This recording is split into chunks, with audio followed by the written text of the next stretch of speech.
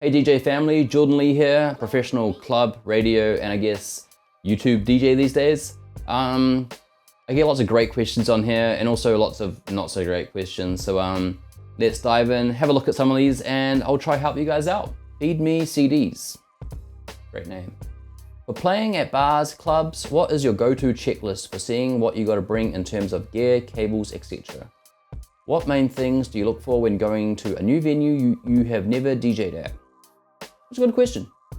So I have a bag with all my necessities ready to go. So my headphones, USB cables, charger, control vinyl, needles, deodorant, it's all in my bag. All I need to do before each club gig that has DJ gear there is put my MacBook and my phased unit into my bag and I'm out the door.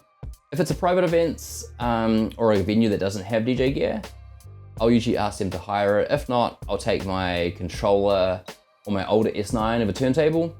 I don't do a sound system hire either. They need to hire that and sort that out. That's about it. Krish Patel asks, crates and library organization. Thanks for all the detail in your question, Krish. Organizing your library can be done countless different ways. I'm a big fan of like the smart crate system where you tag every song with great detail. So you'll put in the release year, the genre, the subgenre, correct BPM, its energy, you know, is it a chill song or is it a banger? Or is it a song you play at the end of the night trying to encourage people to go home and have kids?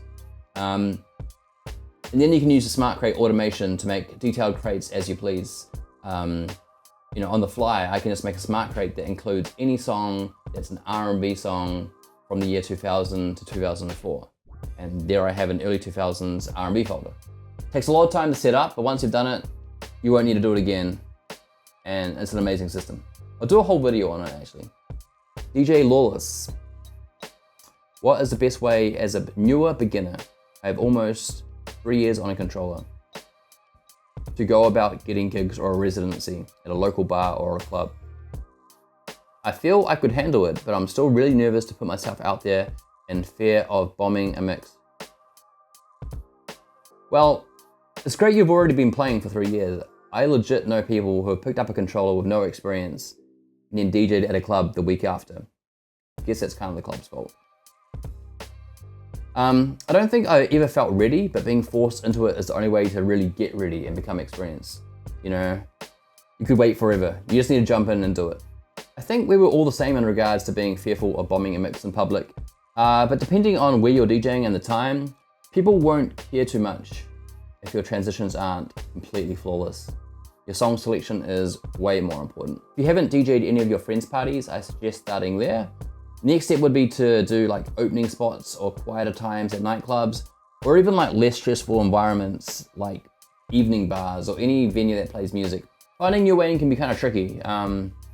Try visit places of interest and network without coming across as annoying. And you'll be surprised at the opportunities that will kind of present themselves. Maki? How do I say your name? Anyway, how you choose your songs for a new set sorts your cue points.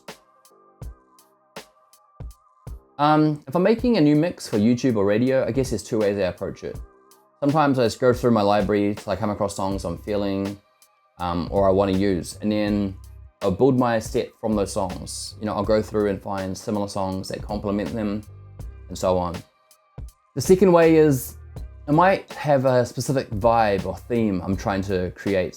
It might be a summer mix, it might be an early 2000s mix, it might be a slow jam, you know, for a winter evening type mix. And from there, I'll go through my library and comb through till I find songs that fit that criteria. I might go onto Google record pools, iTunes to find related songs to those as well. Lewis, how do you deal with copyright on YouTube? The question I probably get the most. I get asked this so often and I'm so sick of answering it. So hopefully I can address it once here and I'll never have to address it again. I seriously don't do anything special. I don't email record labels asking them or begging them to use their music. I don't have some special frequency playing in the background that magically dodges audio detection. And the only reason I say that is because people have asked if that's what I do. The one main thing I might have on my side is I intentionally don't let songs play out too long and, you know, I mash them up. My mixes get taken down like all the time on Facebook and Instagram, which is really annoying. But YouTube has been like really great to me. The occasional mix might be muted in certain areas because the label doesn't want that song being played. Maybe it's only being muted in certain regions. You know, sometimes my mix stays up, but it can't be played in the UK or Uganda or something like that. But 90% of the time, they allow my mixes to stay up with no problem. The only caveat is that the record labels monetize your videos and put ads on them, and they make all the revenue from those videos, which I'm fine with. You know, I'm happy with that system, and I wish every other platform was like that. We can make mixes and the labels can make money off the advertisements. I'm happy with that. KO Productions. Which piece of equipment would you spend the most money on as a beginner DJ if you could only choose one thing to ball out on? Good question, and it's actually kind of hard to answer. If you don't have a laptop, you probably want to start there. And you want to make sure it meets the requirements of the software that you're going to be using. But you also want to make sure that it's going to be kind of okay for years to come. You don't want to have to upgrade in a few months' time. So if you're going the controller route, I suggest laptop. You can get like really cheap controllers that do almost everything an expensive controller can do. So start with a good laptop and then get a cheap controller. It'll be fine. DJ repeat. I see a ton of question marks about the craft, but I have one about the industry. Pioneer is a top dog due to the DJ industry influence and money behind the products, but working with Denon DJ Engine for 4 months now, where do you see the Prime ecosystem and software going?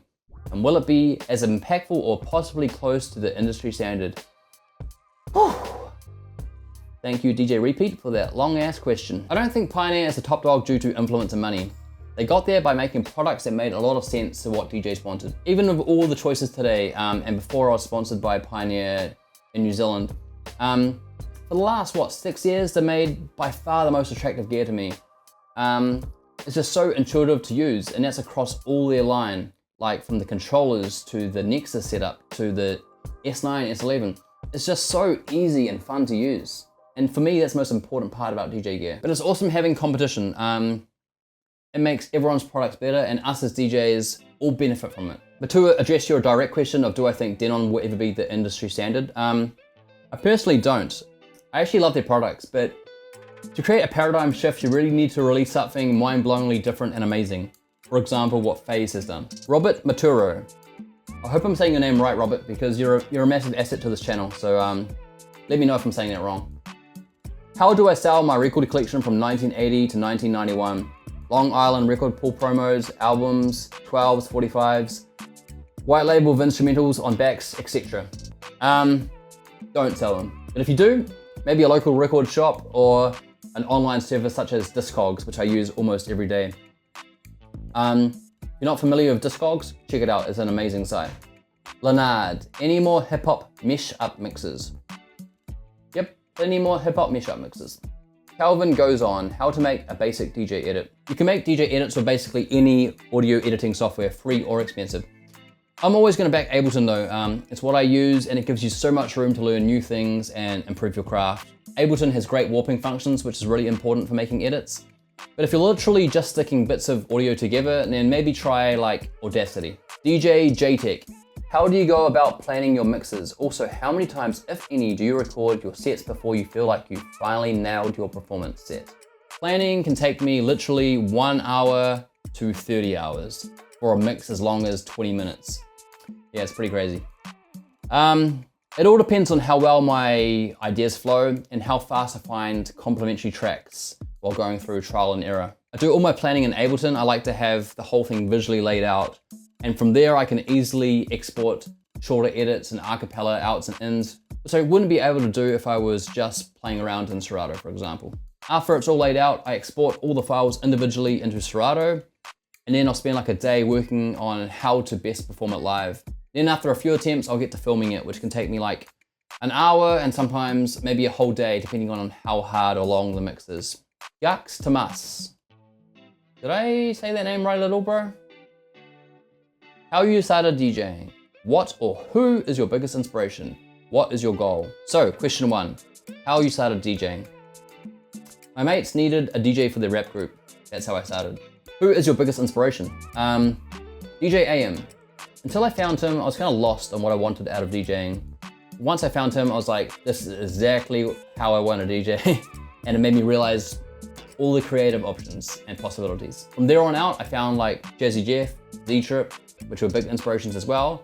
And now there's just so many great DJs uploading regularly, it's hard to keep track of them all. But Puffy, Miles Medina, Jay Espinoza, DJ Emmy, they are all great constant sources of inspiration, so go check them all out.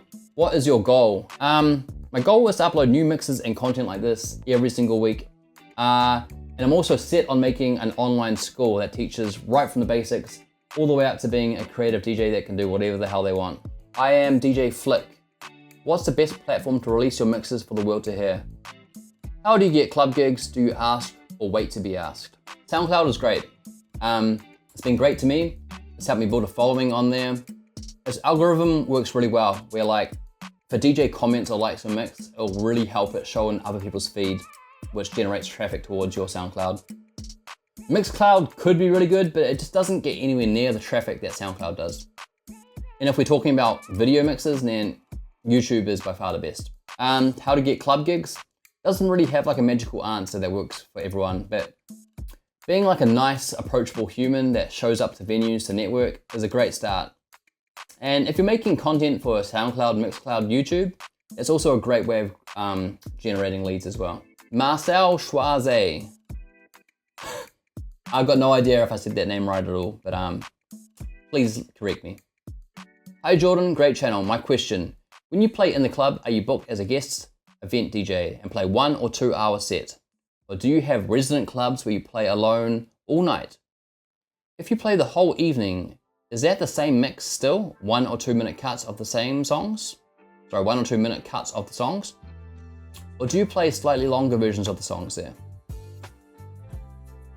Good question, I've done both. I came up playing 9 PM to 4 AM at the same club every week. But now I have a residency where I would usually play 3 hours at the most. I also frequently travel to do 1 to 2 hour guest sets at clubs. Yeah, if you're doing a whole night by yourself, you'd definitely be wanting to play more of a song, maybe 2 verses, 2 choruses, or even the whole song if it's a really popular song. DJ KGNZ, local good man this guy. Should you learn beat juggling first or scratching?